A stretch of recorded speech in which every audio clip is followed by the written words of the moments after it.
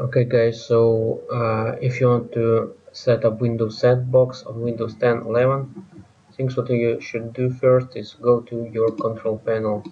So open run menu, type control panel, click on enter, and you'll see control panel. So simply click on it here. In control panel you'll see menu like this one, yeah. Here you need to click on install programs. Here you need to click on turn Windows features on or off. So make sure to click here. You will see page like this. So you need to scroll down and find Microsoft Sandbox. So here it is. I mean Windows Sandbox. So make sure to select here, click on it, and click on OK. After that, you need to wait while it will search for files and activate the features. Now click on restart now. So you need to restart your computer.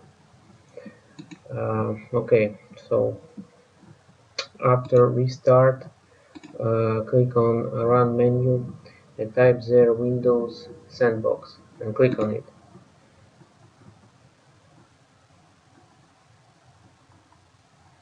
So it's loaded and you can see Windows Sandbox. Now you are able to make different tests and install everything here if you want without risking on your main operational system. So make sure to use these tricks in order to run Windows Sandbox.